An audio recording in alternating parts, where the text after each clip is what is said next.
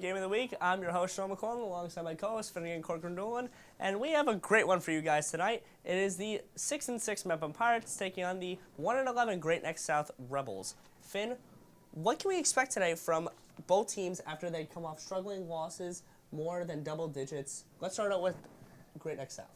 Yeah, well, Great Neck South last game was a tough one, and actually versing one of the district rivals, Calhoun, a district rival to Mepham 62-26, which is, a really huge loss. They come off this one, and, I remember interviewing the coach. The tone is, well, they got to get stuff situated. She seemed calm about it, which is good, and to think that a coach is kind of calm about it makes the whole tempo of this team right now, the spirit, is really, motivating, I would almost say. So their season... They're 1-3, 2-3. Let's remember, 1-3 in Conference A1. Let's remember that it's not over for them at all. They have a rest of the season, and tonight could be one. Couldn't agree more, Finn. And going into today's game, like you just said, Coach Sorise has that aggressive mindset, that winning mentality on her mind. Give us some 3 keys to the game that Coach Sorise got to tell you pregame in your pregame interview.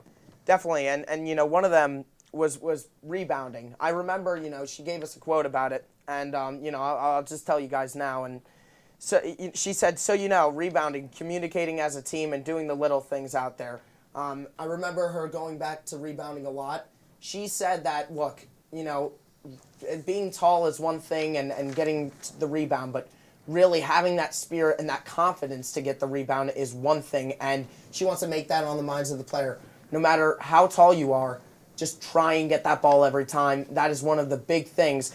If we go to the next point, it's, try to take away Dobby. She's one of the huge players on this team. She's a sophomore, let's remember, which is, kind of crazy. She's a really tall player, and she's one of those players on Mepham's court who's really a threatening player to other teams. The last point is, force Mepham to shoot from range. We know, three-pointers and everything for Mepham right now is not the greatest for Coach Mulvey right now and his side, but look, for Mepham, it's going to be a tough game against Great Neck South.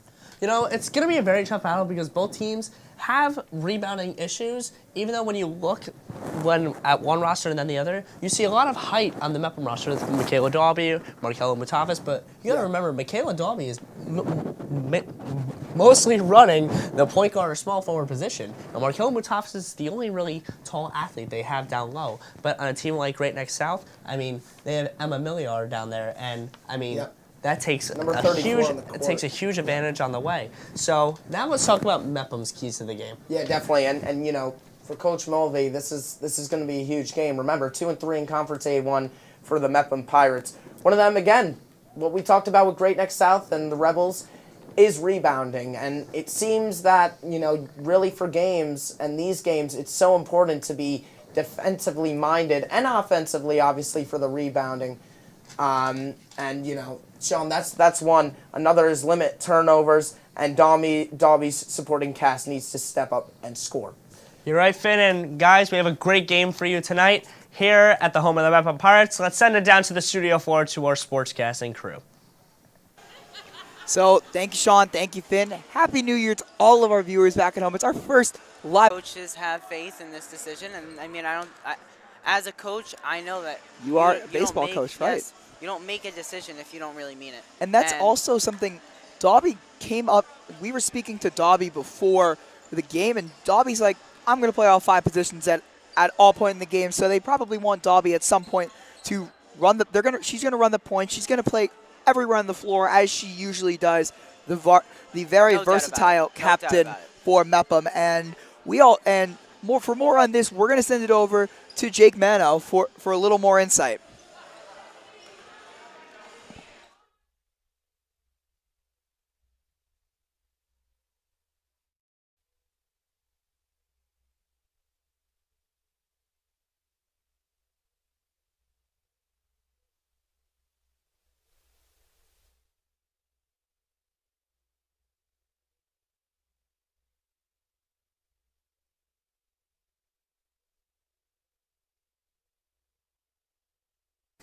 Thank you to the Manos and Ryan Marr for the little pregame showing, I guess Yep. you could say. So just before we were talking about the Mepham Pirates, let's go off of that third key to the game you were talking about. Dalby supporting cast needing to step up and score, right? So Yeah. Michaela Dalby started in 7th grade on JV and has now been on varsity since 8th grade in middle school. And that's really unheard of, I think, for a lot of schools to hear of those kind of players. I remember I'm going to switch a sport here to soccer. Luciana Sededicate, she joined the team at 7th grade.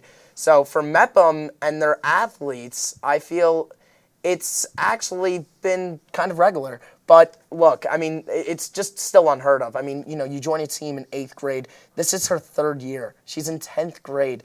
Like, that to me, and she'll have 5 years in the program when, her time is up here at Mepham. But that is a far time from now. She has another 2 years plus this season. And, for a player like her, she's a really, really big attribute to Mepham. Yeah, and let's just look a little more towards the Mepham rebounding, right?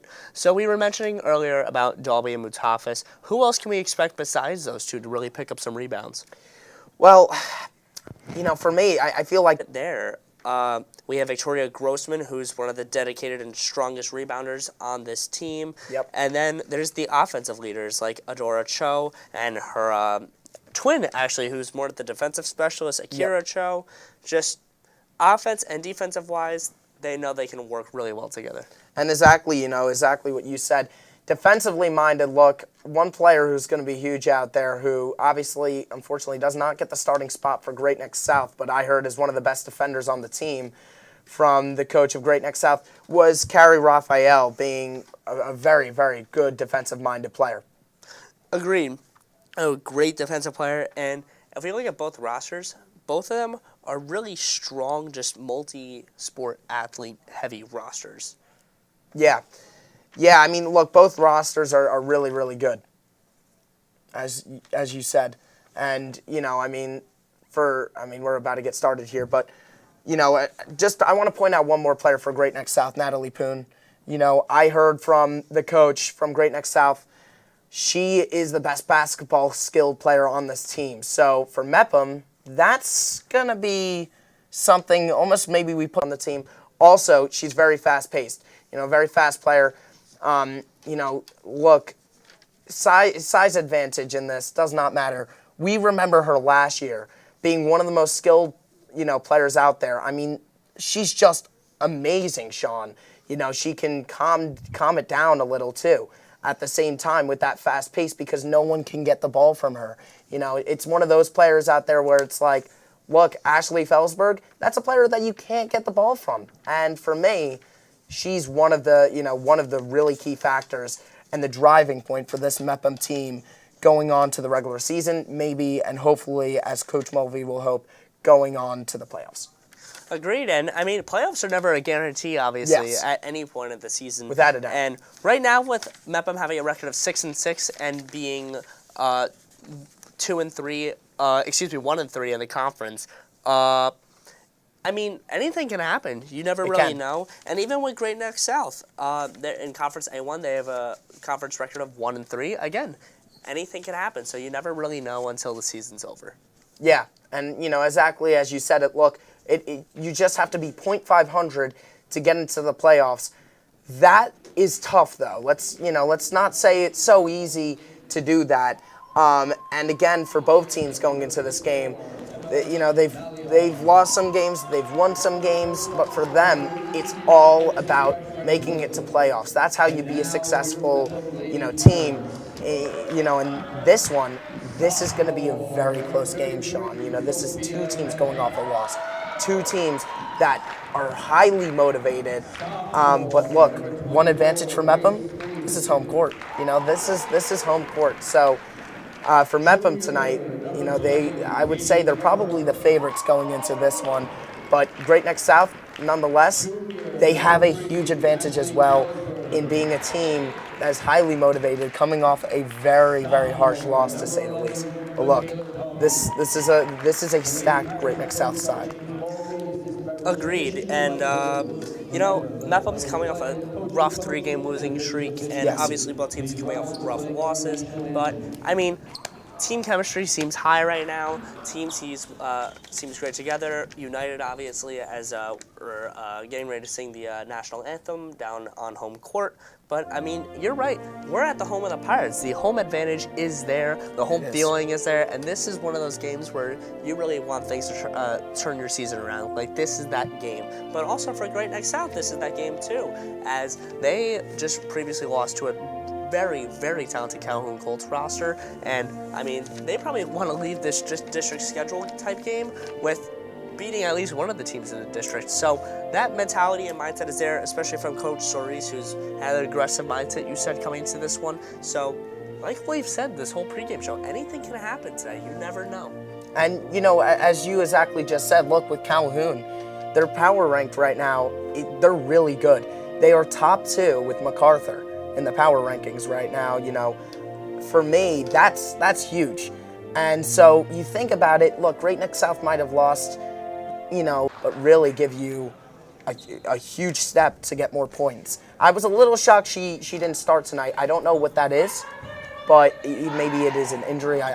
You know, we don't know. But look, she's going to come off the bench, and she's going to be a really strong player for this Great Neck South side. Let's send it out to our sportscasting crew for our BMB Game of the Week, featuring the Mepham Pirates and the Great Neck South Rebels.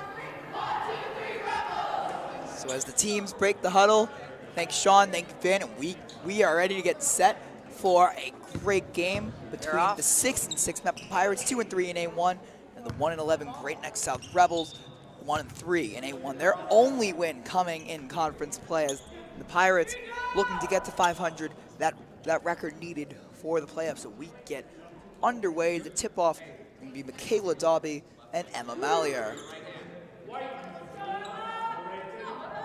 I'm looking forward to a good game. You know, this is going to be a good game.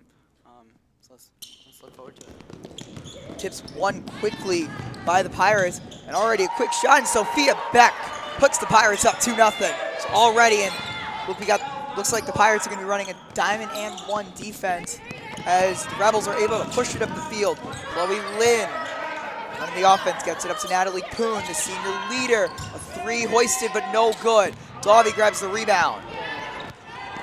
Michaela Dobby looking, and great touch by Michaela Dobby, one of the top players in all of Nassau County girls basketball. 4-0 Pirates already. This could be a turnover. One thing about Michaela Dobby is she always works hard. There's not a moment where she puts that ball down and lays to rest. She's always out there working hard, and she's communicating with her team, and that makes her such a great player. Absolutely right. That's absolutely right. Ashley Felsberg. Oh. Skavalik. That's going to be a turnover on Skavalik. And so this is going to stay with the Rebels now, and the Rebels, Tyler Akui inbounding to Akira Cho. The Cho twins, Akira and Adora. Akira getting the starting nod today. Guarded nicely by Felsberg. Gets it to Poon for help. Chloe Lynn looking for anywhere to go. Gets the screen, drives on Dobby. Gets it to Mallier. Mallier, a floater, no good. Rebound grab by Dobby. See if Dobby looks to push the pace. She does. Dobby looking for Felsberg. Felsberg hoists a 3 off the side. Beck can't get the follow-up to go. Beck looks for help. Goes around. Nice move, Sophia Beck. That's a great bucket by Sophia Beck. You know, another thing about Sophia Beck is she is an all-around hard worker, and she, stated by the coaches, is the best defender on this team. 3 air ball by Chloe Lynn, and Pirates push it up. Now here's Katie Burke. Stop, puts up a mid-range. Beck, great hustle, but she was on the line. So the Pirates offense already looking great. Great shot selection by these Mepham Pirates. What do you think Great Neck needs to be able to do to stop them? Well, they gotta first of all lay down defense right now. But just like they did, they gotta get some shots on the net, and they gotta score. Mepham laid it out right away, and they came out aggressively, and Great Neck South's got to push back now, and they got to take over. Kira Cho with the long three. This is Savalik. She can't get it to go. Dobby can't corral the rebound, and looks like a little bit of dissent from, and looks like Great Neck will get it back, trailing 6-3. This is Akui. It's Cho. Chloe Lynn now, working on Skavalik. Cho. Felsberg looking to press.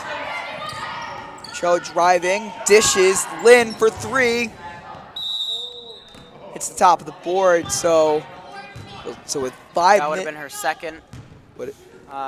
three made. And it was a long one at that. Felsberg looking, driving. She's got a mismatch and a great layup by Ashley Felsberg. The Pirates lead 8-3.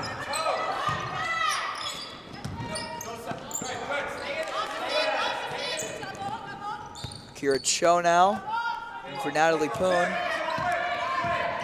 Poon looking for anywhere to go and gets around. It'll be a block on Beck. Like I said before, she's going to lay it down, man. She's going to lay down that brick wall as she is the best defender on this team. That's exactly what Coach Mulvey said. Sophomore, first year up on varsity, and then Coach Mulvey said she's just all around hardworking kid, and that's what he said about a lot of these players. They're a younger team, losing a lot of their production. Their only returning starter from last year was Michaela Dobby, who has already started to rate this game, but that's something to note, is that Mepham is a younger team. They're not the dominant force that they once were a couple of years ago, but they have plenty. But they have plenty of pieces that they're looking to build on and become a great team next year, and it's year to go building around Michaela Dobby. Exactly. Last year, a whole bunch of seniors graduated, and these young kids had to fill in the roles, and honestly, they've been doing it. Michaela Dobby has been there, like you said, and she is a phenomenal player, hands down. All county, everything, all credit, everything. She's a three-sport varsity athlete, and there's not a moment where she sits down. So, Dobby's one of those players you're gonna have playing every minute of every game, and that's just what your team needs to succeed as teams get back onto the court ready to play. 4 minutes and 21, and as you can hear Coach Sorise saying, Great Neck does not have a lot of time to work with. Quick inbound to Cho, and you can hear Coach Sorise counting. A block by Dobby, rebound corralled by Lynn. Inside, Felsberg with the block. It's going to be a foul on Felsberg.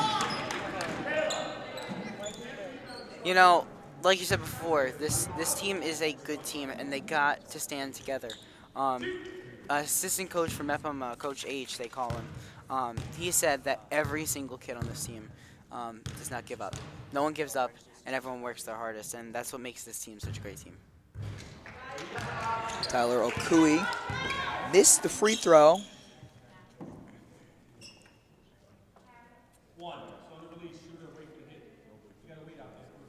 As you've seen in that replay, is the foul on Felsberg.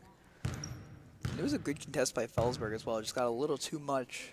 Didn't get high enough and didn't get enough of the ball as Okui makes her second. So now the lead cut in half as Great Neck is getting out of their press and letting Mepham set something up.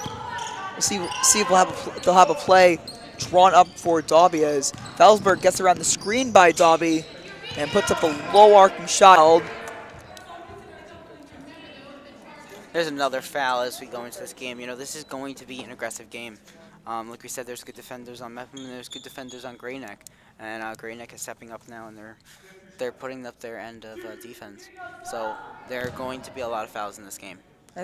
That's something when you get these younger teams that are just learning how to contest shots. That'll happen when you play these games. And as you take a look, Beck driving, takes the contact. And that is exactly what your coach wants. Exactly. It's a veteran move by Sophia Beck. Yeah. He wants you to take that hit. Already 5 points on the game by Sophia Beck, and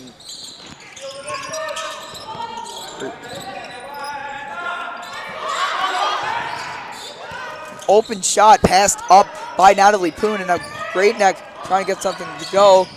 Kira Cho can't get it, so it's corralled by Burke. Burke driving, it's stripped, and we'll see what the call is. It'll stay with the Pirates. Yeah, Great Neck just tipped that out, and it didn't go in their favor. It was Mepham's ball, as they're passing it in now. Still a good contest by Carly Raphael. Here's Beck, gets us to Valak. Beck back out to Felsberg. Not a lot of Michaela Dobby on offense as this floater. Oh, come on. That is not fair, Michaela Dobby. What a shot by number 11. When is there not a good shot in this game? By Number Michaela 11. Michaela Dobby, of course, best player on the court at all times in Conference A1. Scavala gets a hard-fought rebound. It's going to be a jump ball, so the Rebels will get the ball even though. Seeing this replay. That's from behind the basket. Dobby, it cannot be serious with these kind of shots. That is She just finds ways to maneuver herself in, and she ends up making the basket. And Absolutely. That's something that's so fascinating about Michaela Dobby. so in 2 possessions, 2 uses of the possession arrow. It will stay with the Pirates after all of that. Felsberg passes up a shot, gets it to Beck. Felsberg puts up a high arcing 3-ball, no good. Reground taken by Dobby. Dobby gets it out to Beck. Driving inside, takes a shot from behind the basket, and Dobby again. once again.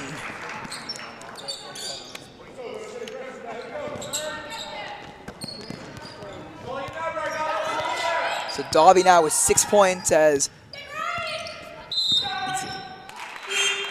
we got a foul on Great Neck as waiting on subs as the 6 man's wait to check in. Markella Mutafas for Mepham is checking in now. And for Great Neck, it's Bethany Bertatovich. 6'2", the junior, leads the team in blocks and clearly looks to be the one assigned to take away Michaela Dobby as Burke puts up a high arcing 3, no good. And Bertatovich out-rebounding Dobby. And it looks like Dobby said she's going to play all 5 positions, but with Bertatovich in the game, she's going to have to play center because on anybody else, it's a mismatch. See your matchup on Beck. But that's something you got to consider if you put Dobby as... That is a great move by the opposing coach. Absolutely. It's a great coaching decision, but if you put Dobby on... Coach Sorise made that decision because she knows Michaela Dobby. And Michaela Dobby never lets down, and that's why she chose to make that stance. But something that also needs to be considered, that if you leave Dobby on anyone else, you're creating a mismatch as the 3-ball made by Katie Burke. It's her first points of the game. Dobby still the leading point scorer with 6 on the game. As ball out of bounds, almost into our camera operator, Amanda Ali. And it looks like Natalie Poon's going to have to go under the bleachers to retrieve it. A little scavenger hunt. I'm not sure why Amanda couldn't go get that, right? But her camera is a rather expensive one, so we'd rather protect it. Yeah. Just checking in for the game is Brianna Fryer for the Pirates, and also checking in for Great Neck is Carrie Raphael. Raphael going under Dobby, stolen by Felsberg. Ashley Felsberg makes a nice stop and go. That'll set up Fryer, puts up a 3, no, passes it to Dobby. Dobby working on a double team, and shot goes into the side of the backboard. So now Poon gets it up to Cho. Good ball movement from the Rebels, and Raphael mid-range can't go. Rebound grabbed by Okui, so now the rebounding game has really flipped towards these Rebels as the shot taken by Okui is missed, and another rebound strip from Mutafas puts up a shot, and it's a foul, Carrie Raphael. And now the Rebels are getting physical in this game. And that is exactly what we said they needed to do. They got to start. They started going up there, you know. And even if it's fouls, those shots matter. the tiny things like N1s, they're every single point in close games like this matter. First foul on Dobby as the free throw by Raphael is good. There's 27 seconds left in this half, left in this first quarter.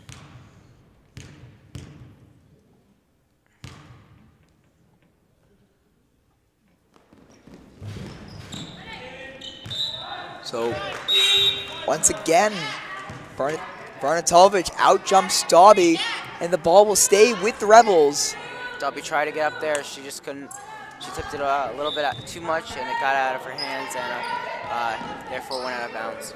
So interesting, Dobby's guarding Raphael, as Raphael looks to be more of the offensive force out of the two, and Mutafis is on Barnatovic as we have a foul on Sophia Beck, her second of the day. To take a look at what happened here. Here's the foul. It's a little too physical, a little collision with Mutafis and the ball handler. In there, you know, that's something that you see that's a little debatable. Whereas Sophia Beck laid down her position. Now you see Kemenity checking in as early foul trouble for these Pirates as Sophia Beck checks out of the game. And now Kemenity, one of the hardest the hardest worker on this Rebels team is checked into the game. And one thing about her though is she always has a smile on her face. absolutely, There's and not just watch the increase in hustle when Kemenity comes in the game. Watch how much these Pirates hustle more for their captain as travel called on Akira's show, and she cannot believe it. She just saw the look on her face as you can see the Kemenity could have miscommunication. See the replay there, you know, ref made the right call, in my opinion, as I saw it. As Mepham still leads this game 16-7. Kemenity probably lucky that errant pass didn't go to air as it turned over and back with the Rebels, working with 6 seconds. Cho, and looks like we're going to have a foul on the Rebels, which will put them to the free throw line. It's Felsberg's first foul of the game. Excuse me, her second foul of the game.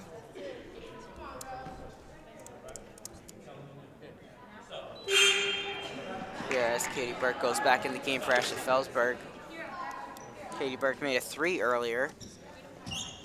Went up 4 and it went in. That's what coach asked for, and you know, he asked you to take risks and take shots, and that's being part of a team. You know, your team always has your back. Like we said, Victoria Kemenity, she's been a leader. She's always there. She's got a smile on her face. Mutafis is on the court, always loud. And there's Michaela Dobby. Never, there's not a moment on the court where she's not involved in the play. So the Rebels go 0 for 2, and now Dobby might have to hoist a long one. And they can't even get a shot off, and wouldn't luck imagine. Markella Mutafis can't even believe that shot dropped. Too bad it doesn't count. Don't worry, I'll write it on my scorecard for you, Markella. 1 after the buzzer. I'll just put a little clock icon right over the number 3 on my scorecard. Oh, Matt Mano. Yes. So for the second half of the game, we're going to have a little bit of a sportscaster switch. Coming on for myself is Finnegan Corcoran-Doolan, the senior, making his basketball debut in his senior season. So Finn, you can take the mic. And as you can see right here, before Finn joins us, is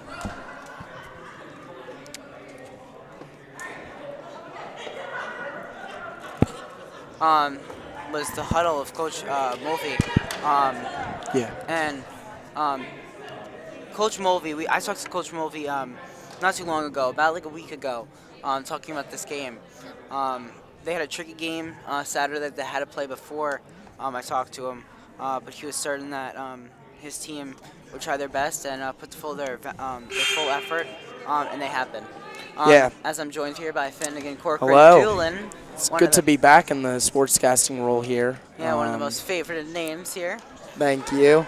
Yeah, just watching that half there and watching that quarter, I meant to say, and Mepham dominating, Michaela Dobby getting a few points offensively. Also, you know, one other player was obviously number 33 on Mepham, Sophia Beck, who had a great quarter. I believe she had about 3 rebounds. So defensively, Mepham is doing quite well. And Michaela Dobby, 6 points, 5 rebounds. That's just like we said about some a million stat. times. Yeah, like we said about a million times, you know, she never not impresses. She always is star on the court, and she is one of the players that there's a highlighter on.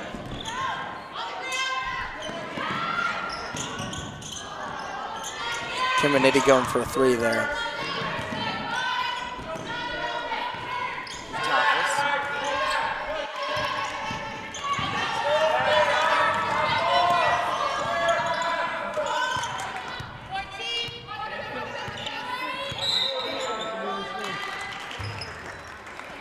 And, you know, you just saw it again, Carrie Raphael.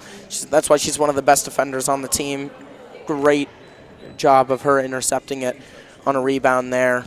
She tries to pass it up to Adora Cho, who's, once again, the point leader of this team offensively. Almost something there, but I think she stepped out.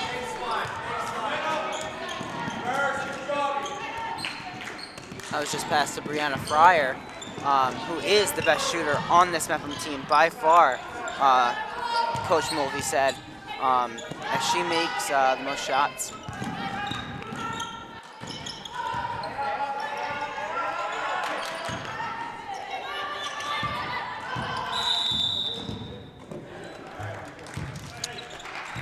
And again there, Carrie Raphael just getting so involved.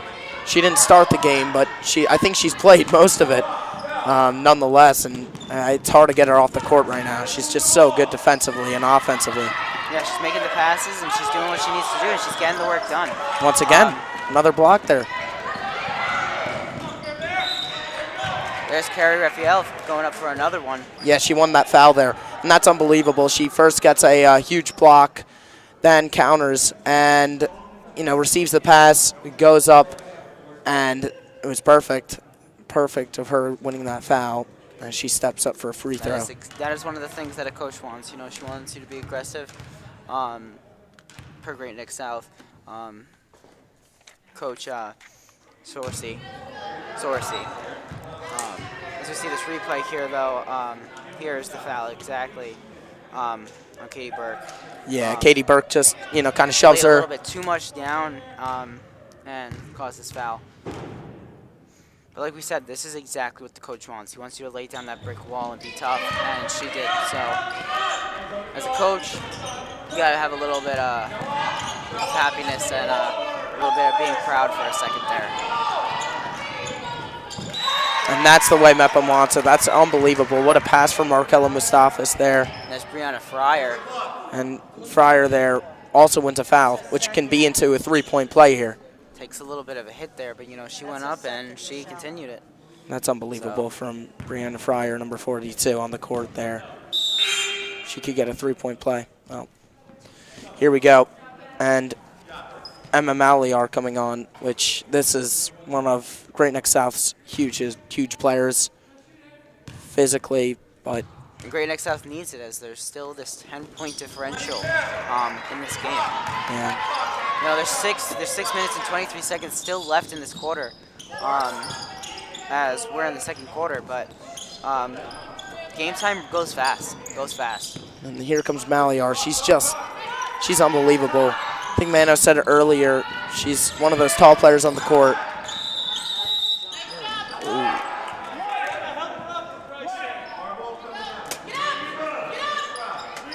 And looks like right there, Tyler Okoye just took the fall.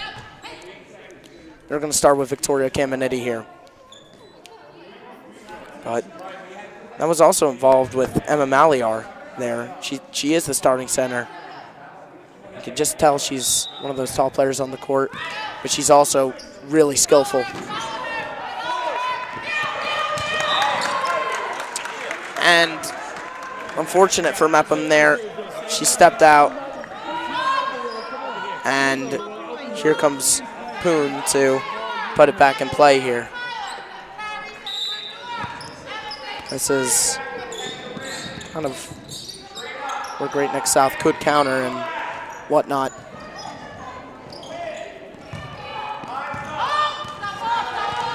Well, huge steal here. Dalby, Caminiti for 2. Can't get it.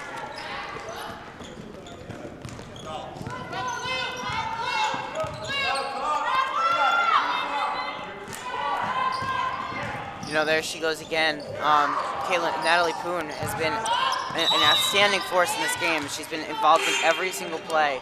And she's gotten calls her way and she hasn't got calls her way.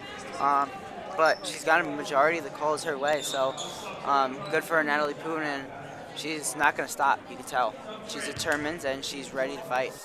Yeah, and that right there was, I almost wanted to say that was really, really a good few minutes for Great Neck South, but they really just could not get those points on the board. But Mepham, I mean, they just keep going for it. Defensively, they're playing pretty good. They're just a little too aggressive. They keep getting a few fouls, but other than that, Mepham's been really, really dominating on the defensive end. This is really a game of defense. I mean, Great Neck South-wise, Mepham just tries to keep going for it.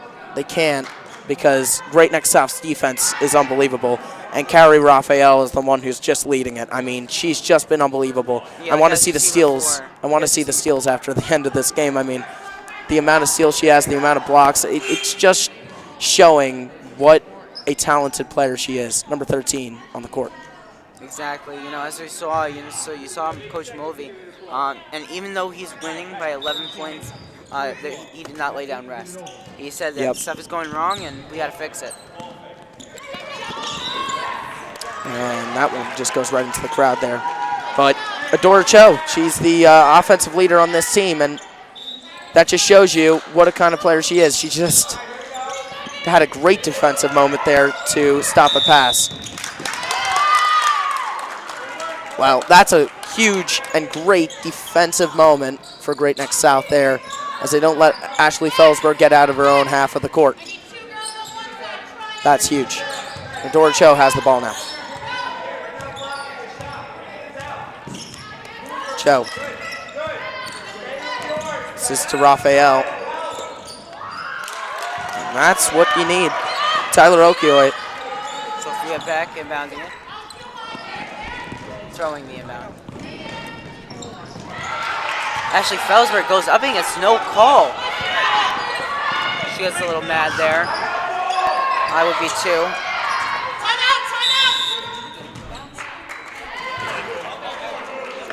Well, it looks like it was an offensive. Oh no, that's a timeout taken, I believe, by Great Neck South.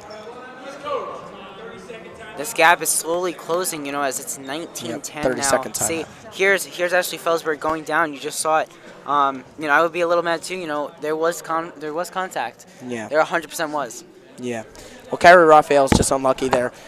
Looks like she was just about to receive the pass, and then she just, unfortunately, just couldn't get the ball.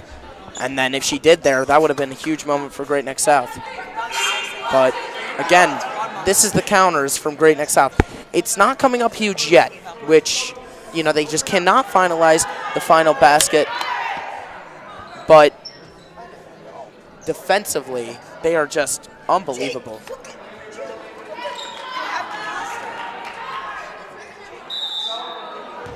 Well, here we go. Great Neck South to put it inbound.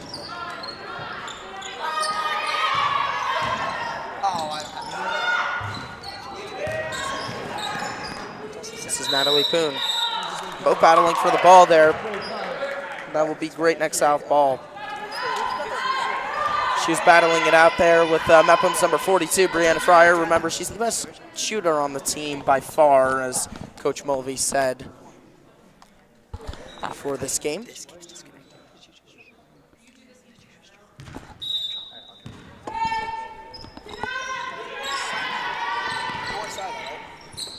Here we go.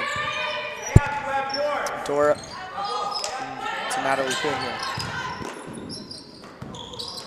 Mepham is a great defending team, and you know, you see it. Michaela Dobby just keeps on coming, and she's not gonna stop. She's not gonna stop. See, as you see, steals it and then goes scores. She's not gonna lay down rest here. It's a perfect play from her.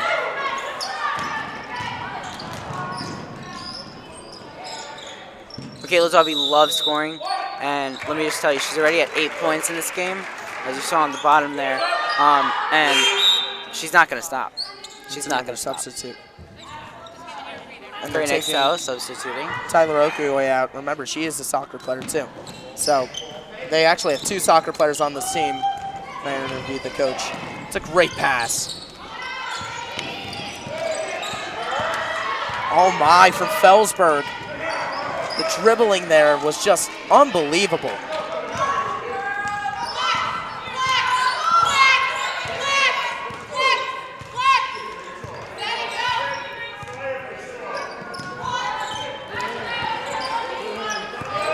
There's Cho. Cho goes back in. Can't get it.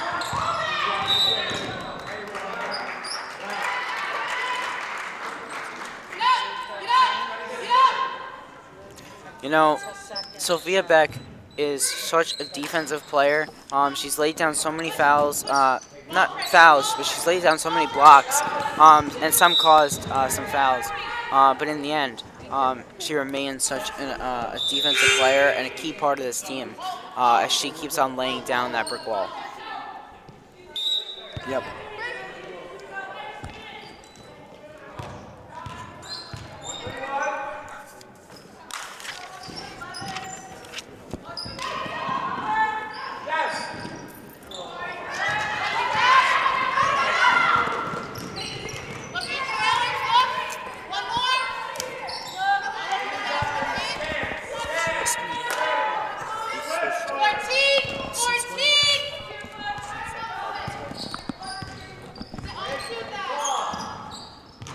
Here we go, 34. And it's all players of the team. And they have to get it off before the shooting clock ends. Well, this is huge. Here comes Beck. Electric. That's huge for Mepham. Sophia Beck just keeps on pushing off those blocks, and she keeps on going down the court right away, and she's scoring, just like Michaela Dobby has been doing the past few plays. And here's Akira Cho. She's just calming down the court now. Dribbles over. Felsberg to defend it. And I believe that's an offensive foul there from Akira Cho. Here's a replay here. Sophia Beck, once again, laying down the baskets. Yeah. Like what I like to call buckets. Here's Felsberg. Goes right to Fryer. Fryer back to Beck. Beck looks over, sees Felsberg. This is a great routine right off the court. Fryer for 3, can't get it. You know, Natalie Poon. That's one of the few shots that Brianna Fryer misses. You know, she is the best shooter on this team, like we've said multiple times over this broadcast. And Coach Mulvey said it himself. So, as quite as it is a shock, I'm sure she'll get the next one. Huge there from number 21. Great next half. And that, look at that steal. Oh, that's just way too unfortunate for Dora. So close. So close, you know, just had a little bit too much of a touch there. Look at that. And that's what we like to call buckets. Back over to Felsberg. Here's Felsberg. Looking over to Fryer. Back to Felsberg. And this is something coming from training. It has to be from practice. It's those 3 again linking up. Fortunate. Can't get it. This is Natalie Poon for a basket. She's got it. Natalie Poon once again lays down no rest here as she scores. Mustafis to Fryer. Fryer looking out again to Mustafis. 1:05 remaining on the clock here. Dobby. Back over to Mustafis, can't get it. Dobby's got it somehow. Contested ball, not anymore. Dora Cho Less than a minute now. 50 seconds. Dora Cho bringing it down the court. She's now calming down the tempo. Dora Cho looking on, trying to see a pass. She can't find one. She does not have much on the shot clock. That's a steal from Michaela Dobby. That's great dribbling. That's unbelievable. Fryer, Beck, Dobby. Wow, that is unbelievable. A play Gives you chills, man. It gives you chills. A play starting from Dobby, a steal, and then she ends up with a point after 2 other passes being set. Well, here comes Adora Cho. 12 seconds remaining. It never gets old. It never gets old. You know, you see it so many times throughout the course of the game, but it never gets old. That's going to her sister, by the way. What a pass! Can you believe that if that almost happened? Oh, my God. Well, Right behind the back, you know, a little bit of a dribble pass. You know, that's so great. that was the Cho twins linking up there, and Akira Cho with a back pass there that I didn't see even coming. You know, they're a 25 to pair 14. of 10th graders, and they're both guards, and they never give up. Yeah, they don't. Remember, Adora, she had a 27-point game versus Carrie, by the way. But 25 to 14 as we end the half here after 2 quarters of great basketball defensively, offensively. This game's just going back and forth as we've seen it. And be back with you shortly. All right, thanks, guys. I'm here with Coach Mulvey, and this has been a great first half for you. I think it's safe to say that. What do you think worked well for you? I thought our pressure worked pretty well. We got to do a better job of when we get a rebound also in transition, not giving the ball up.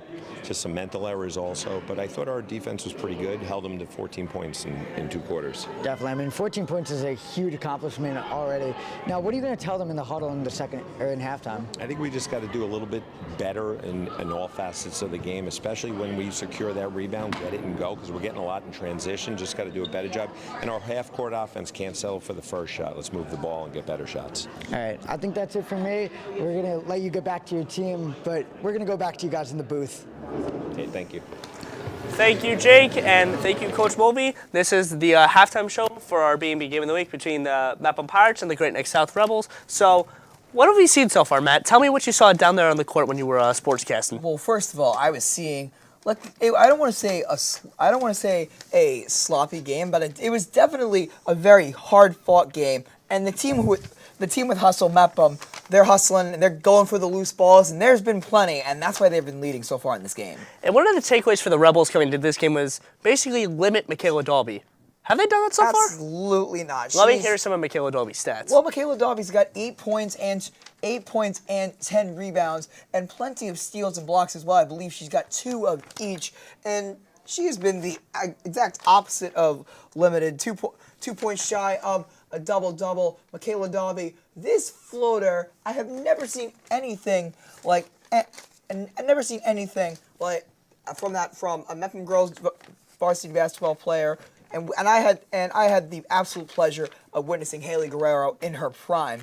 That was the best shot I've seen in this gym in my 4 years of Mepham High School. Michaela Dobby has done nothing but impress. She's pushed the pace on this rather slow Great Neck South team. They play defense well, but in transition, they're rather weak, and Dobby is making them pay throughout the entire game. The Pirates are playing well right now, winning 23-14 going into half. And, you know, momentum's been on their side of this game. They're coming off the rough 3-game losing stretch. And me and Finn mentioned it earlier. Maybe today's the day, you know, you're back at home, you're turning things around. But number 12 from the Great Neck South Rebels, Natalie Poon, says otherwise. She has 2 points and 8 rebounds and has been a force on defense so far in today's game. And not only that, she's been one of the smallest players on the court and leads her entire team in rebounds. Natalie Poon has been on the receiving end of some great passes by her teammates Akira Cho, and also has been playing great defense. As you see, this steal, Physical with fouls and having some people get in foul trouble. absolutely, and that's something that can easily be attributed to Bethany Bernatelovich and Emma Mallier, who were substituted in and created mismatches all over the court.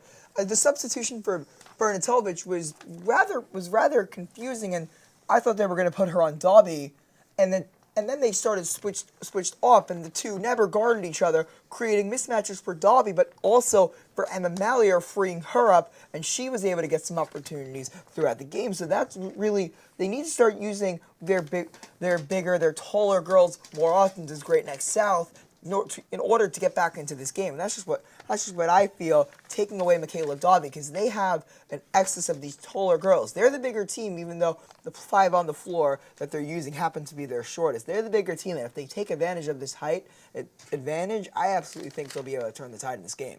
Even with height advantage, though, the physicality still is a big point. And the rebounding as well, as you saw, Bernatovic was out-rebounding Dobby on multiple occasions at the end of the second quarter. You're right, and even on Mepham, too, though, the physicality towards the end of the first half was really getting, like, you saw jump balls, people were diving on the court trying to fight for the ball. Sophia Beck was doing that often, and so was Victoria Caminiti, two of the leaders of this team. It's going to be a physical game. Finnegan Corcoran, our co-host on the pregame show, mentioned that he said he believes this game would be physical, and Sophia Beck has been one of the key contributors today for the Mepham Pirates. That was a nice floater right there. As you can see, she's been scoring well. She's been playing good defense. Tied for the team lead in points as well. It's very hard to outscore a scorer like Michaela Dobby, but Sophia Beck is tied with her with 8 points, tied for the leading scorer on the day. And Mepham came into this one with a starting 5 of a little undersized than usual, not starting Markella Mutafas or Victoria Caminiti, but starting Sophia Beck. And Sophia Beck, who hasn't really started, especially at the 4 this year, got the start at the 4, and she's been playing terrific today. And Michaela Dobby was started at the 5 after the last-minute lineup changes, came up to me and said that she wasn't very happy about it, but she's like, I'm going to play all 5 positions. She has not really played all 5 positions. She's been more exclusively playing the 4 and the 5 over the course of this game, and I don't think she's going to have many complaints after today's game, as it's been really working for her. Yeah, Michaela Dobby lives and breathes that stretch 4 type offense where you let height take over and you let your best ball handlers take over with Ashley Felsberg and Michaela Dobby, a BMB duo, if I might add.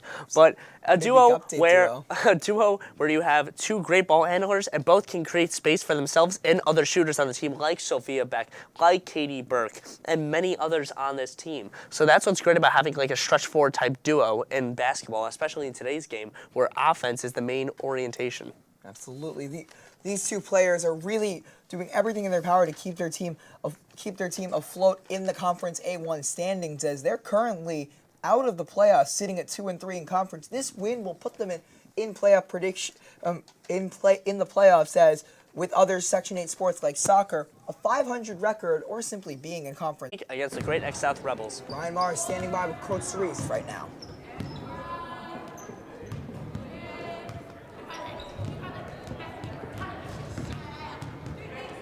You see Coach Sorise looking on as their team warms up, looking for the game, as Ryan Marr standing by as one more thing, Great X-South, they really need to start pushing the pace and making sure Mepham on defense is able to slow down. Don't you think, Sean? I definitely agree with you there, but the only thing that Great Next Time has to be careful with is that, like I mentioned earlier, the foul count's going to really start raising up in the second half, especially when time starts just crunching down even more and more and more by every minute.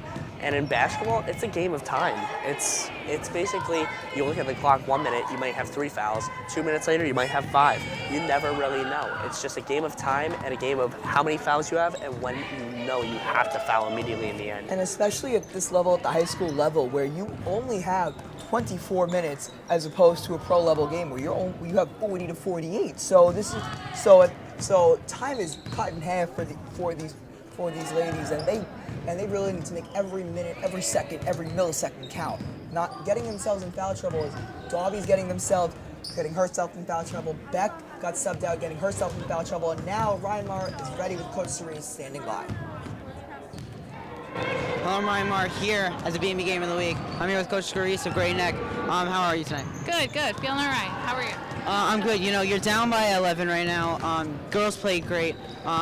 What does your team need to do to take a lead over Mepham in the second half? Offensive rebounds. Keeping them off the boards and us hitting the boards a little bit more. We've been focusing on rebounds all season. We're not the tallest team out there, but we're really working hard on making sure we hit the boards as hard as the other teams. You know, you just came out of the half. You just talked to your team. What did you say in like the locker room of sorts? Keeping up the intensity. Our defense is dictating what's going on right now. We're getting some turnovers, which is getting us to feel momentum and some energy, and we want to keep it there. We don't want to dial it down. Well, good luck, Coach, and thank you, and back to you guys in the studio. Thank you. it's to score more points. But hey, look, Mepham have the home advantage. They're 11 points ahead. I mean, definitely. Defense has been a big part. When I talked to Coach Mulvey earlier, he really said that was one of the things that they've strived for and that they really accomplished. I mean, holding this team to only 14 points, that's a big accomplishment. And I think Michaela Dobby and like her 2 blocks, that's one of the things that really were able to do it. Yeah, and I would kind of say the same the other way. You know, for Mepham not scoring points, it's been Carrie Raphael just really being great defensively. And obviously the Cho twins out there have been really, really brilliant. I mean, unheard of pass from Akira Cho. I don't know if anybody saw it, but she did a backhand pass. I mean, Jake, that was unbelievable. I mean, yeah, we all saw almost a 3 too.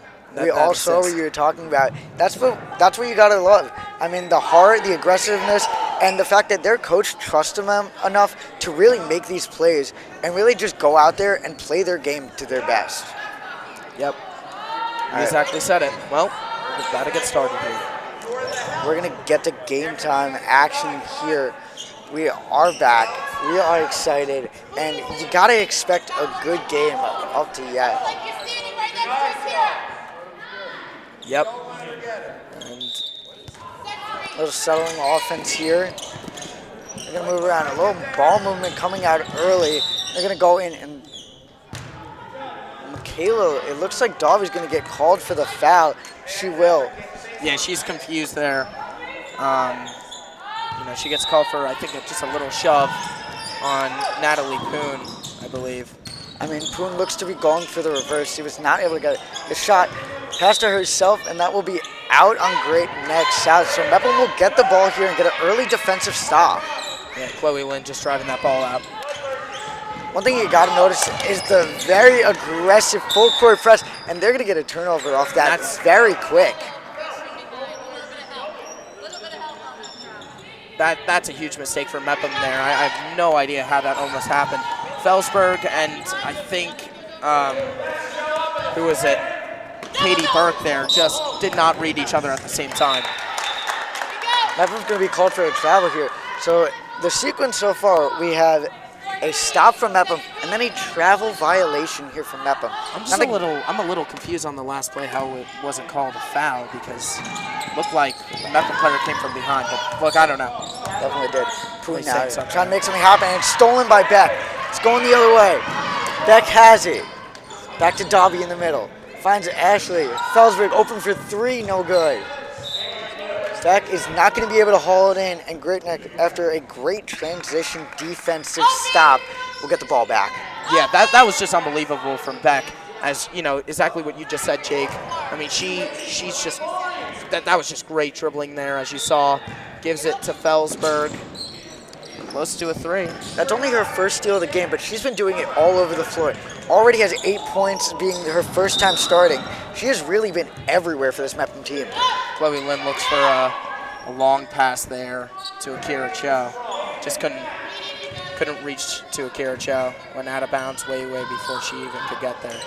Felsberg trying to get rid of the press, and Grace Golovic up the court. She's going to find no one, and she's going to get called for a second travel violation of the quarter. Well, she might have been called for a travel violation, but that was a great play from Mepham. Pass over the top of a Great Neck South player. It was almost just a great play. And what a play to keep it inbounds. It's going to go to Cho. Little contact there, and Felsberg will get called. Yeah, that's a foul. And again, Cho just does unbelievable there to, get in the dribbling range and then, get her foul. That was definitely a foul. I mean, an unfortunate shove just right from behind. An open 3, and it's good. And there you go. Akira Cho. Akira Cho wins the foul, right? And then she gets open, then gets 3 points. I mean, that's what you call, never give up as a basketball player. That's what you call an absolute athlete. Her second 3 of the game, her only point of the game, as Dobby's not going to get that one to go. It's going to be rebounded by Poon, going the other way. That's a fast break, and it will be called for a foul on Skolovic. Yeah, Natalie Poon gets the rebound there and then gives it to Lynn. It's another foul for Mepham, and they have to try and reduce the fouls they're giving up here. I mean, definitely. That's been a big part of the second half. You could see it early. So she's going to try to make something happen. Trying a little ISO play on Felsberg. Getting the open three. No good. And the rebound hauled in by Burke. Dobby, great way to keep it in play. Burke, a lost ball. And Great Neck's going to try to slow it down. Yeah, just unfortunate there. I don't know how Dobby kept that in. That was unbelievable. I mean, definitely. Kuhn trying to make something happen at the top of the key. Gets the mid-range shot off the mark. Rebounded. Just unfortunate that Dobby, when she kept that in, which I have no idea how she did it, just unfortunate how they couldn't get the 2 points there right at the end. That was unbelievable. Mutafis and Caminetti coming in for Mepham now. Caminetti inbounding it. It's going to be Burke. Dobby behind the line. She's going to get the fast break opportunity here. Caminetti open for the shot, no good. Rebounded by Cho. Going the other way. Taking on Caminetti and a lot of contact. That's going to be called for a charge. Yeah, that is definitely a charge there. Cho just tries to drive it right to the left. You'll see it again here, right to the left. Gives a little shove to Caminetti.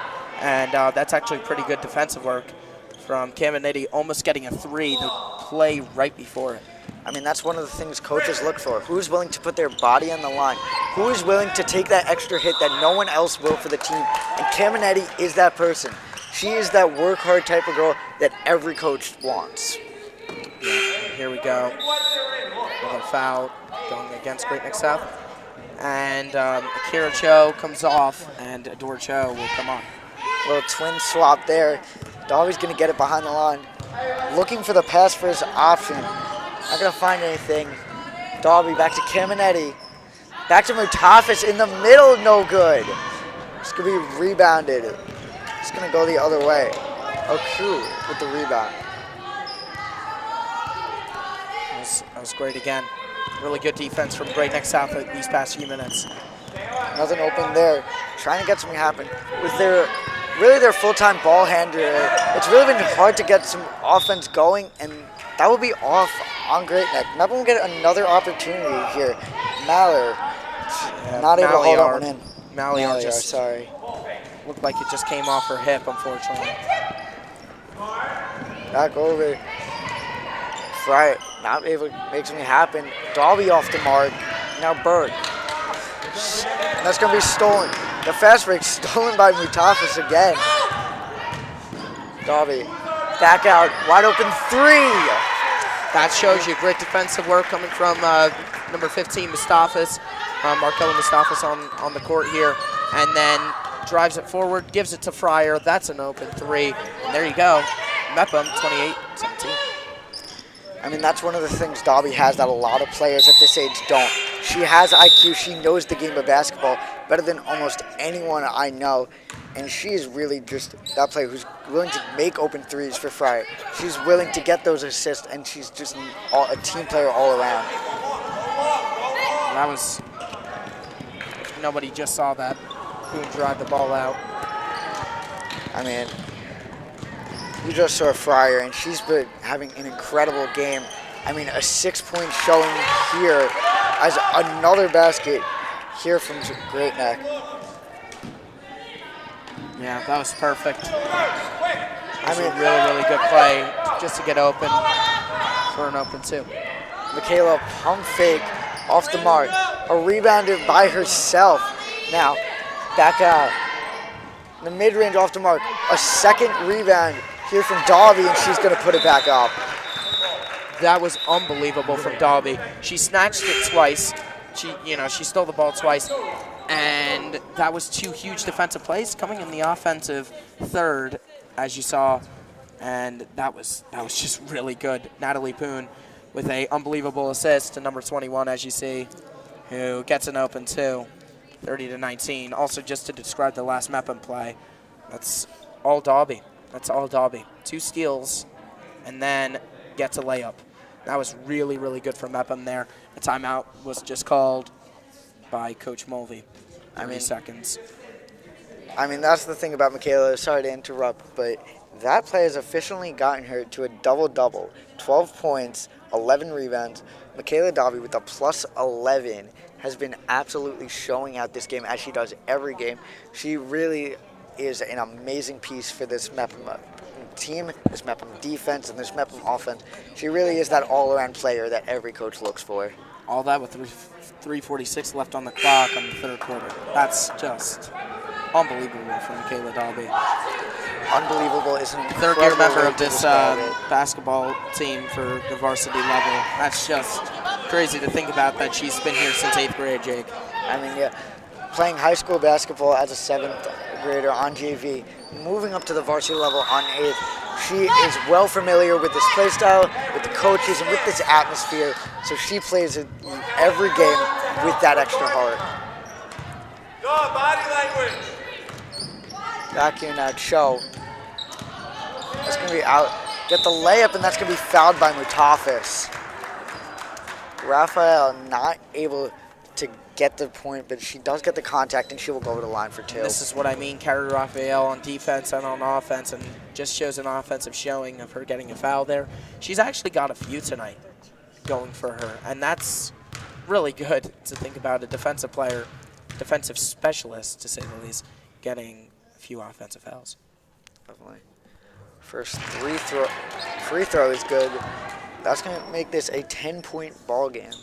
And really, this game can really turn on its head at any moment. The momentum is key here, and basketball is a game of run. So as soon as Great Neck South can really put one on, I mean, Mepham could be in trouble. She'll hit both. Yep, definitely. You just said there. And, Catherine Chow is in, I believe. I think that's a first for Mepham in this game, as we can see. And we know that she's a lacrosse player, too, for Mepham.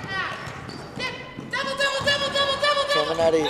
That's going to be great defense by Chow. That's one of the things she's best at, that defensive play. She's really a defensive leader on this team, and she's just been absolutely incredible. Mutafis back to Caminiti for 3. Close but off the mark. It's going to be rebounded by Pune. It's going the other way. Yeah, Chow. great play there defensively. Chow looking for a play here. Great Neck's going to try to get something to happen out to the 3-point line.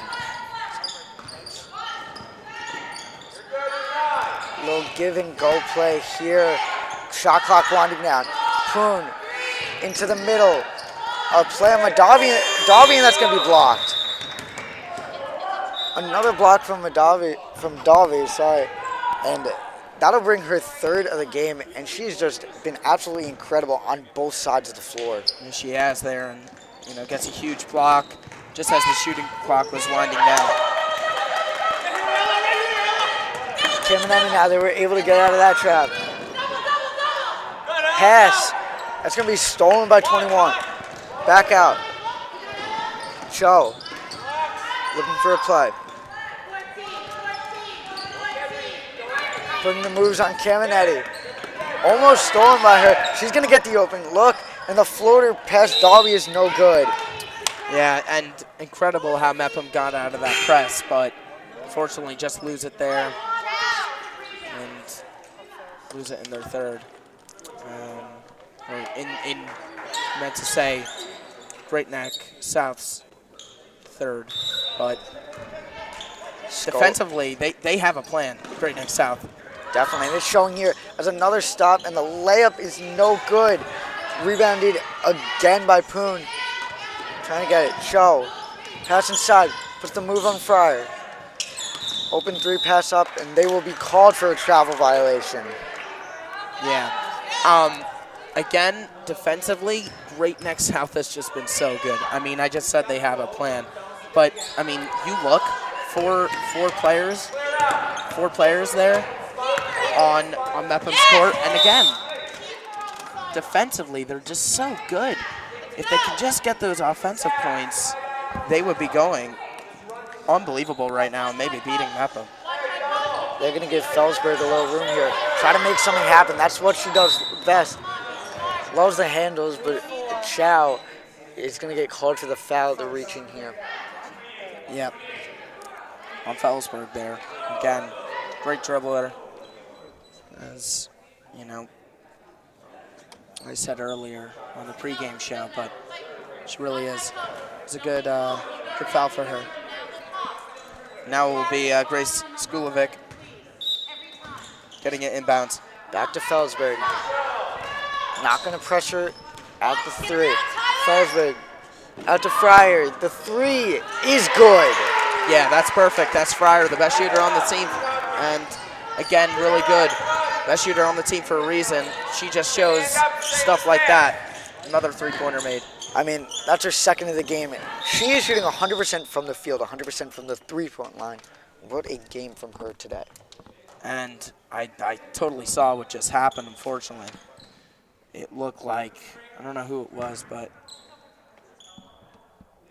yeah, it looked like a finger almost hit Carrie Raphael's neck. And it was, you know, it just happened as she was just trying to get open. Unfortunate there for Carrie Raphael. Hopefully she's better. She's going to see a training. But this is beautiful. Fryer just here with the 3 coming from Felsberg, who's been really working hard to get points. Back out. Trying to put the move. Fryer, defense. Poon, shot off the mark, and Davi, she's going to take it for the fast break. Poon's going to fall on the ball, and she will. They're going to, Great Neck will call a timeout, conserving the ball, conserving their possession, and after the stolen ball by Poon, this is going to be a very interesting comeback here, or what could be a comeback here for Great Neck. Yeah, and honestly, you know, we kind of said it, but I said it too, but defensively they're just so good on Mepham, but they just can't get those points, can't get those buckets, Jake, and it is so unfortunate for them right now that they can't get, you know, a score. You know, they've had some scoring opportunities, just can they get it last second, and they kind of can't. And Mepham, that means Mepham's defense has also been really good. But, I mean, the Great Neck South showing of defense has been incredible. They came here with a plan. You can see they practice these defensive plays. I mean, we've seen it. 4 players, you know, in their side of the half almost every time, pressing. It's a lot of energy, but look, they have the energy. I mean, definitely, that's one thing they really pride 11 themselves rebounds, Natalie Poon. Wow, that is unbelievable. I mean, that's something you really don't see every day, but it's so awesome when you do see it. It's one of those things that don't happen every game, but just to see this from one of the senior leaders, one of the people that all the teammates look up to, as Cho is going to get a 3 here to really put their name back in it and make this a 9-point game. There's your offensive leader for Great Neck South, Adora Cho. She had a 27-point game against Carrie. I know I've mentioned it, but... Fryer off the pet. Davi, she's going to get very attacked, and that will be going to Great Neck South. Yeah, very interesting there. Just to say on Adora Cho again, I mean, that's a great 3. And that's where most of her points come from, 3s. You know, getting 3-pointers, that's really, really, that really shows you she's a great shooter. Definitely. 38 to go in the corner. Poon isoing Fryer at the top. Ball's going to get lost in control. There's Cho. Doubled by Mepham here, and Skolovic almost getting it. Back out to Cho, and they're going to call it a 3-second violation on Great Neck. Yeah. And here's Ashley Felsberg.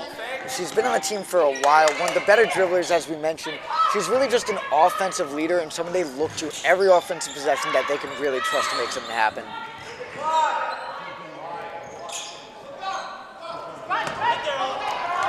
Here on the fast break, she's going to go up, and it's going to be blocked by Davi. They had time. I don't know if... Yeah, I was just about to say, I think there has to be maybe 0.2 left. No, there wasn't. Well then, reset of a quarter, but they had the time there. Great Neck South just at the end of it. They had the time to counter. Just unfortunate how it ended up. Great defense for Mepham once again. For them to get back, because all of them were in the, were in Great Neck South's court. For them to get back and defend, that was unbelievable. Great job for Mepham. They only have a 9-point lead now, which a few seconds ago we were talking about, I think, an 11-point lead that they had. So Great Neck South is on 24 game. It's a close one. It's a under 10-point game. It's a single-digit lead here.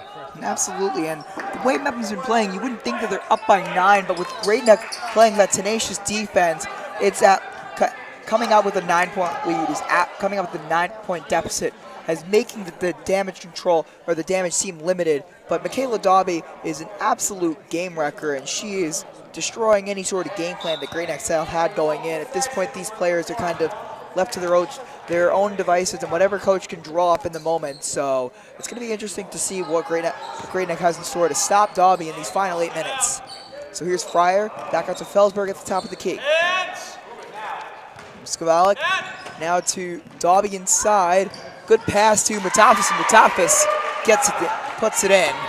Definitely, I mean, Matafis has really been their big girl in the paint. She's been really their safety net. They trust her to get rebounds. They trust her to really get those putbacks. And that's one thing Michaela has been really great at finding. Absolutely. Michaela Dobby sees the court like nobody else on the team, excuse me. And that's just one of her strengths as an all-county, at this point, utility player. Because what position does Michaela Dobby really play? I mean, she plays everywhere on the court. The Magic Johnson of this Mepham girls team.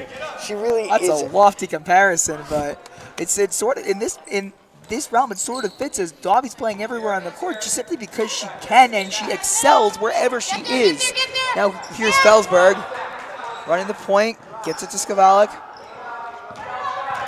Fryer, Felsberg now, 15 on the shot clock. Fryer back to Felsberg. Moving the ball, looking for anything. Fryer, you know she can shoot, and she hits it again. Brianna Fryer, her 4th of the game. I mean, that's something that the coaches really trust her and that she excels in. She loves those corner shots. She loves shooting those, and she has so much confidence in her shot that anytime you give her an open look, you might just want to chalk up 3 right there. Absolutely, and it's kind of shocking that Great Neck has kind of let Fryer shoot. I mean, 42 isn't exactly a sharpshooter's kind of number, but you got to respect this 42 when she's shooting, as Natalie Poon doing everything she can to keep her team afloat, gets the nice layup to fall.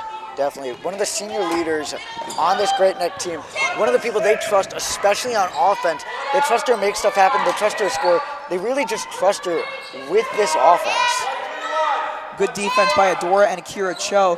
Double teaming Felsberg, and here's Adora on the fast break, working on Felsberg, and that's a nice layup. Adora Cho brings the Rebels back within 10. Definitely. One thing you got to notice about that is how Cho really excelled at absorbing the contact. That's one thing you don't see many in these games. She really just went straight for the contact and really just was able to get the layup to go. Dobby puts up an uncharacteristic air ball, and the ball will be out of bounds, and it'll go back to Great Neck South. So Caminiti checking in, and Mepham looks like they have 6 on the court as Fryer just walked off. And that's a interesting decision to bench the hot hand, but Caminiti, right now the Mepham Pirates look to be lacking on defense, so that's what Caminiti adds, defensive intensity, as she guards up on Great Neck's best player, Natalie Poon, as that one almost could have been a charge as it's going to be out and it'll stay with the Rebels. But what do you think, Jake? Any sort of foul on that contact between Caminiti and Raphael? I mean, it was kind of hard to see. It wasn't exactly looking that. I was more looking at the ball. But when someone falls, you have to know something's up. So it's got to be one of the two, and I'm kind of surprised there was no call there. Inadvertent contact is what I really saw, so I saw a no call as well. Dobby gets it to Skuvalik. Skuvalik gets it to Caminiti, cannot corral it, just tips it out to Felsberg, and the shot is waved off.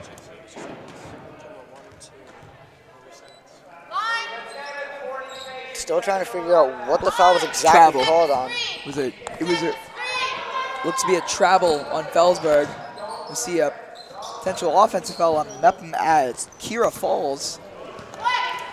Natalie Poon now Last time Great Neck South appeared on the BMB Game of the Week, it was Natalie Poon once again lighting up the score. She's doing everything they can to keep Great Neck in the game, as this foul is going to be committed by Michaela Dobby once again. Looks to be her third. Michaela Dobby getting herself in a little bit of foul trouble with 4:42 left in the game. This is going to be kicked out to Adora Cho. Off the back of the rim. The follow by Raphael can't go. Dobby keeps it in play. Dobby pushing the pace. Triple team still gets away. And now Mepham's got numbers. Here's Felsberg. Driving. It's going to be another foul. It's going to be a blocking foul on Carrie Raphael. And Raphael now getting herself in foul trouble. So now a bunch of Rebels have themselves in foul trouble. Raphael and Poon namely. The defense chance starting for Great Neck South. Felsberg looks to shoot. Gets it to Caminiti. Dobby wants it inside. Instead, Skuvula gets it.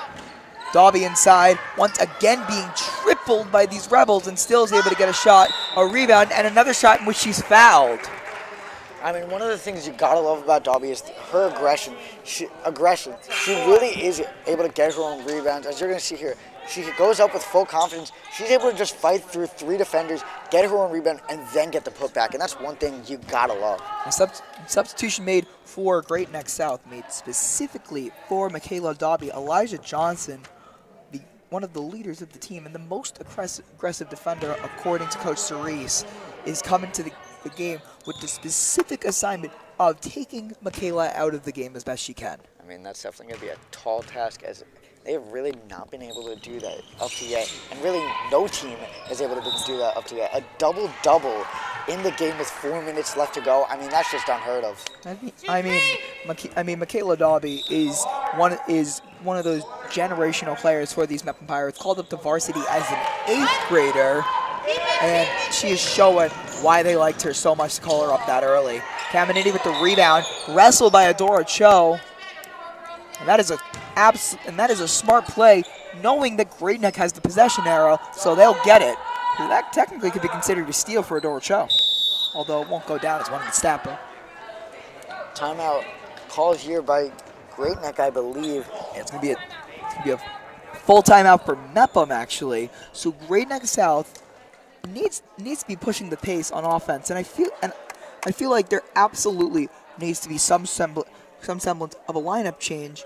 I mean, you have Elijah Johnson, you have Bethany Bernatovich, and you have Bethany Bernatovich, and you have Emma Maliar, 3 girls close to or taller than 6 foot, and you've been getting out rebounded all game, and they've all been seeing limited minutes as in favor of smaller guards, and I feel like that's what's been kind of doing Great Neck South in, as only one of those 3 I just mentioned, Elijah Johnson, comes in. So very interesting decision. If your plan is to take away Michaela Dobby, you might as well fight fire with fire and fight height with height to out-rebound Dobby and take her out of the game, because that's where she's been getting most of her points, on the putbacks. Now, you just talked a lot about lineups. Besides from that, in the real gameplay aspect, what do you think Great Neck really has to do to put themselves back in this game with only 4 minutes left to go? It's a push on Felsberg, and as far as your question, I would have to say find open shots. You gotta find someone's cutting at some point. I mean, Mepham's been doubling a lot. They've been doubling Poon a lot. They've been doubling the Cho twins a lot. When someone's doubled, someone else is open. They need to be able to identify who that is and get the ball to them in a quick and timely manner to get the open shot. As we see Paige Ronan ready to check in for the Pirates, potential sub to counteract this Johnson sub. Ronan is also one of the taller girls. Gonna have a half timeout by Great Neck South. Full timeout by Great Neck South, as something clearly wasn't right on that inbound play. I mean, definitely. Great Neck South, we're going to take the time here, really draw up a play, draw up a game plan for this final 3.5 minutes, as they're down 10 to this Mepham team, which has been absolutely amazing on defense all day. They have let up 14 points in both the first and second half up to yet. So this defense, this Michaela Dobby, Mutafis, she's just been, these players, they're really just the key players that have really just stuck out, especially on the defensive end. And that's something that Mepham's defense has really been the deciding factor. But you hear Coach Sorise screaming, "I want offensive rebounds," and ever since that, I don't think they've gotten any to that point. So that's really, in my opinion, been the decider of this game is the rebounding, and Mepham has out-rebounded and outplayed Great Neck South to this point, and that's just, it's been the difference is the rebounding. As now we'll finally see if Johnson can take away Dobby.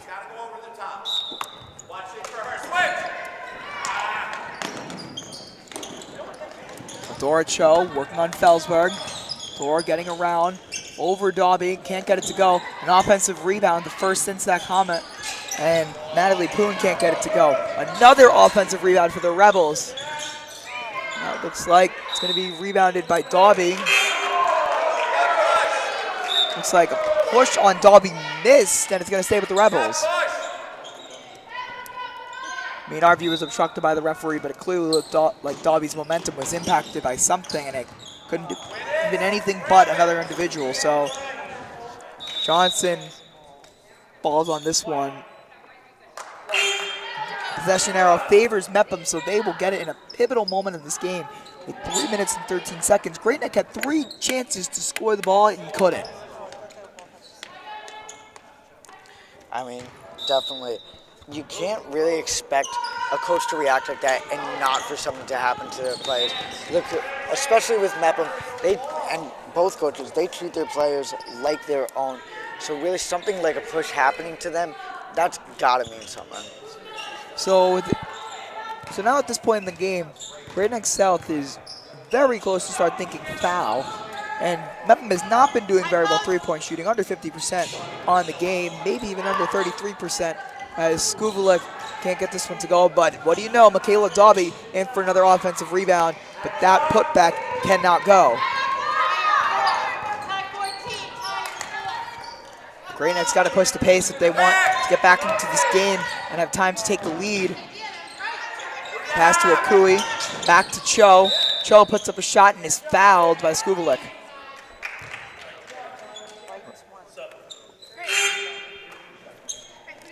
Now Grace Skuvelik going to come in for Markella Mutafis, who you can only think is coming in for rebounding and for her defense, as Raphael is now checked into the game. I mean, definitely. After the foul by Burke, they're going to get to really have a chance to put their names back in this. I mean, an 8-point game here, really all they have to do is a 3. And this is considered a game again. Absolutely. So 30-38 at this point in the game. And now Great Neck might want to drop back into that Diamond M1 full court press. It's been working so well for them. As Adora Cho almost gets it. We got a jump ball, and Great Neck South is going to get it back, and they look to be having a little fun and getting back in this game. See the smile on Adora Cho's face. As we can see from courtside, as Cho now brings it up the court. Sizing up Pryor, who seems to be in to try and put the game away with one of her signature 3 balls, as Cho gets it to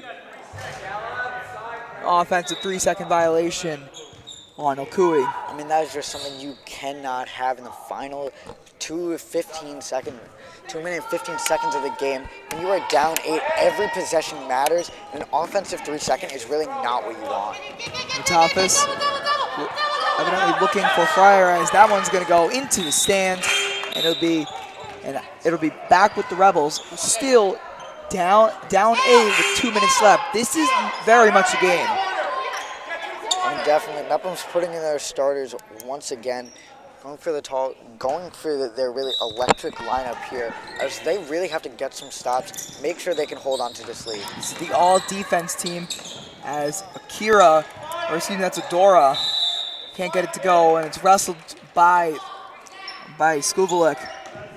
The possession now favors Mepham, so that's another missed shot that's going to come back to haunt Great Neck South in this game. Definitely, as we read on. The other way. You just gave it to Blue down here. Yeah, Blue got the last one. You can check. Thank you. We have a little miscommunication here with the refs, as White will end up getting this possession back.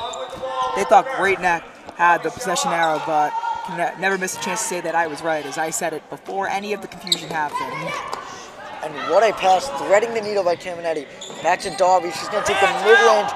Go, kid, go! Not going to get hit, and here we go. A fast break opportunity here. Great Neck really needs to push the pace here. They've got to find somebody open, but it seems like nobody has had a true open look with 90 seconds left in this game. Tyler Okui looking for something. 10 seconds left on the shot clock, and they need to get something on this possession. Good move by Adora. Adora driving, puts up a layup. That one looked like a prayer, and that's going to be out on Okui. Definitely. I mean, these offensive possessions for Great Neck, they really need to make the most of every single one they have. I mean, with a minute and 18 left, you don't know how many opportunities that you're going to get, and everyone matters. Darby to Felsberg. That's a hard pass. Felsberg able to corral it. This one's going to go out on Great Neck South. Looks like they're going to be taking out Tyler Okui. It's going to be the Cho twins on the court together for the final 70 seconds of this game. Felsberg. Akira screamed at to get up on Felsberg. Fryer to Skuvelik, looking for Darby, turns it over. Here's Kuvit, slows it down, gets it to Akira. Akira looking, driving over Darby, no foul. Mallier, no good, excuse me, that's Raphael. Now it's Adora for three, off the back of the rim. Adora gets it off Caminetti, it's gonna stay with Great Neck South. And what a play. What a heads-up play. Just a beautiful opportunity to get this possession back to Great Neck South. As you'll see it here, Cho throws the ball off of Caminetti. One of the street plays, one of the plays that you do not see all the time, but if it works, it works. Unless you're playing against me in a 1v1, you're not going to see that kind of move often as Adora Cho, a heads-up play, sees Caminetti right in front of her, and not even throws it, just tips it against Caminetti's body, gets out of the way, and that is a beautiful heads-up play. And now Great Neck South is going to have it right at the three-point arc, trying to look for something. So now who do you go to? I mean, you go to your best shooter. With 40 seconds left, you really need to cut this deficit down. And I feel like chucking a three is really their best shot. I mean, Cho, one of the twins, is really their offensive leader. She's been it all game, and I feel like they got to look to her for a three. Right now, you really got to look to one of the two multiples of four on the team. Number 4, Adora Cho, or number 12, Natalie Poon, to chuck up a three and get them back in the game. Ball dropped by Poon. They're going to go to Akira. Keeps it in. Akira Cho puts up a three. No good. Rebound Caminetti. Caminetti is like fouled by... Caminetti's going to be fouled by Kuvit. With 30 seconds left and an 8-point game, Mepham really is not in the biggest position to hold. Really is in a great position to hold on to this league, as a full timeout here for Mepham again. So that's another full timeout by the Pirates, and now you got to start thinking, if Great Neck, you got to start thinking foul. And they haven't really done that, and I'm shocked they haven't done that sooner to give them more opportunities, but Great Neck really has not been playing with the aggression and the pace that they should have to get them in this game. I mean, the shots aren't dropping, but that doesn't excuse the lack of persistence on offense, I feel. I don't think it's really that the aggressiveness that they haven't been using.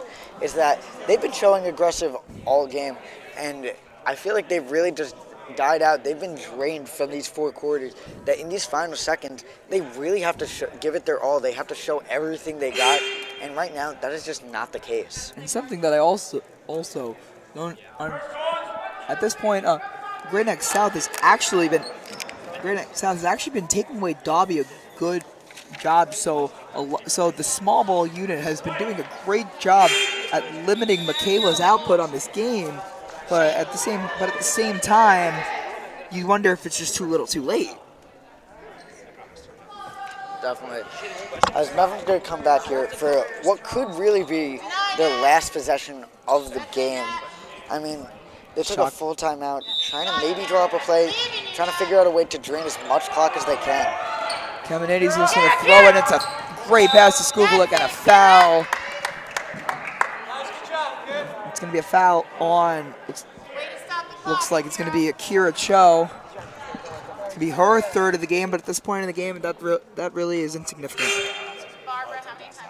Looks like coming in the game is BMB's own Bree Boland, host of Midweek Update. She's going to come in to presumably guard Akira or Adora Cho. And that's going to, and when Mepham needs them, those free throws are dropping. And another one dropping, and Skuvelik going 2 for 2 could be huge. She doesn't, and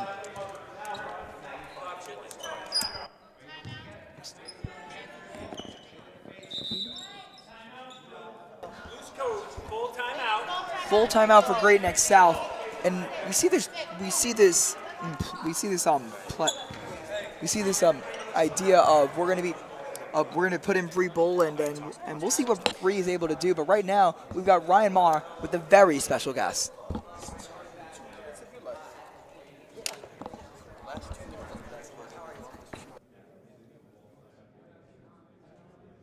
You know, you just recently came here, but what are your thoughts on the game? Yeah, it's been great so far. I mean, Coach Mulvey always does a great job. The ladies are well prepared, and they're playing really well, and it's a great game so far. We got 27 seconds left. We're up 9. Feeling good about the game.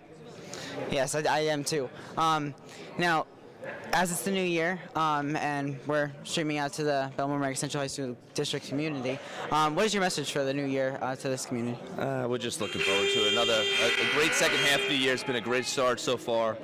It's a much more normal feel this year, and you know, as always, I'm so proud of BMB and the work that you guys do. We're just so happy what you do for this community. So great job. Well, thank you for everything you do for us too. Back to you guys at the desk. Thank you. Mr. Harrington, great seeing you here in Georgia. So now Mustafa checking in Felsberg with 2 critical free throws. See.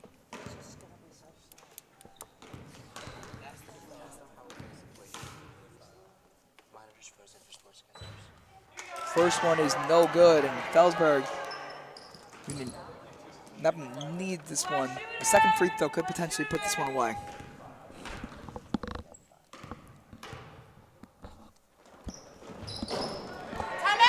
We're going to timeout called once more by Great Neck South.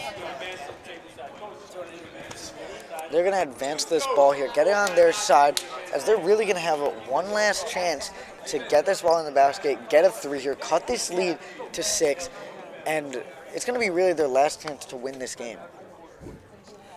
So at this point in the game, now you're really going to start thinking, with 18 seconds left in the game, Great Neck South needs, at this point, just pick and pop or whatever fast play that you can think of. I mean, definitely. One of the things you got to look for is a play off the inbound. It's the fastest way, it's the most effective way, and it really, in my opinion, is going to be the only way. I agree with you on that one, as Great Neck South really needs to get something with Poon or with one of the Cho twins, Adora, Akira. At this point, you just need to get your shooters in the game and just start. As soon as you get it, you shoot. So now it looks like no more timeouts in this game, and the Rebels are going to have to resort to fouls if this play goes awry. So the shooters are on the floor for Great Neck. As you see, it's most of the original starters and a couple of extra shooters. And they get it in. Dobby almost tramples one of the players as Mepham has one more timeout. Looks like, but I'm honestly not sure how Dobby doesn't get a call on the.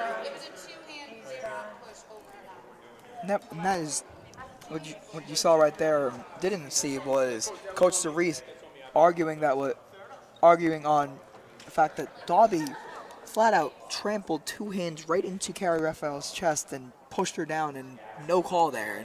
And quite honestly, I don't know how that goes uncalled. I mean, definitely.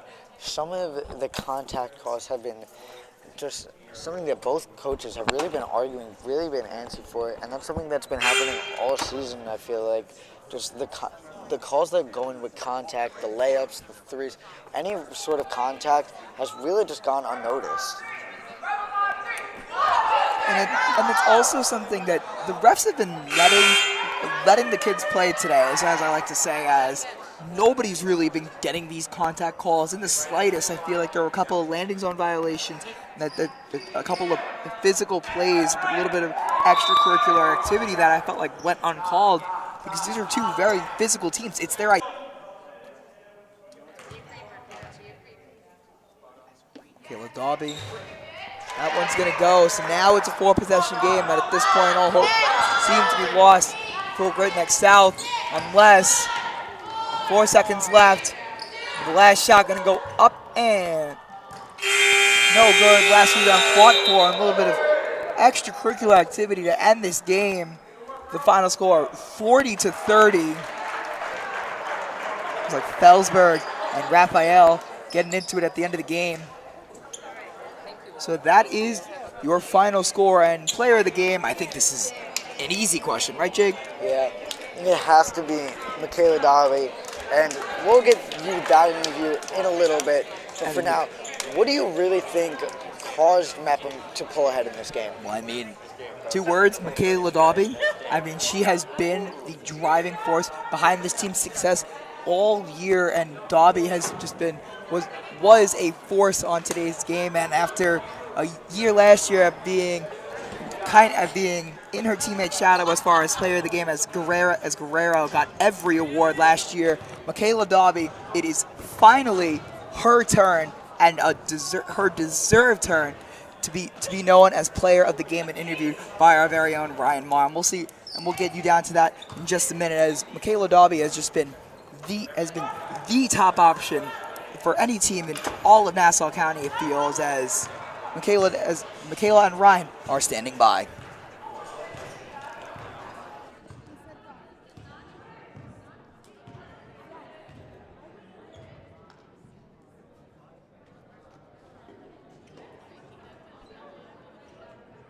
Exciting game, and we were happy to take the win on this one. You know, your stats are consistently high. What do you do to prepare for these games and do in the games to keep these stats consistently high? Well, just practice. You know, we always practice against, what we think the other team's going to do. And to keep my stats high, it's really my teammates. It's my teammates doing the little things, getting the rebounds, making great assists. I really have to give all the credit to them. You know, you say your teammates, you're one of the biggest team players out there. If there's an extra pass that can be made, you make it. Well, how does your teammates play this role in your playing, I could say? I think we all do the little things, and we all have specific roles. Like Grace Skolovic, Markel Musafas, they're great with rebounding, get that extra pass in. Ashley Felsberg handling the ball, and everyone really just does such intricate things that help us succeed. And now we're on a winning streak, and we're gonna hopefully keep going for the rest of the season. Exactly, the rest of the season. Now, what are you going to do in these next games to succeed and hopefully go to the playoffs? I think in the next 2 games, we really just have to play hard, play as a team, and like I said before, our roles, we need to make sure that we're doing our best, playing our best, and really just working our hearts out there. Well, thank you so much. Congratulations on being player of the game, and back to you guys up in the studio. Thank you very much, Ryan, and congratulations, Michaela, on the big win. Finn, we saw a great game today. A really, really good game, and, exactly as you said it, Sean, never giving up from either side. Both teams really going at it, back and forth game. And as I said it, the game of defenses, in my opinion. Absolutely. And Michaela Dalby was our BMB player of the game with 13 points, 1 assist, and 18 rebounds on the day. A fantastic showing from the Mepham Pirates with a final score of 40-30 in this one.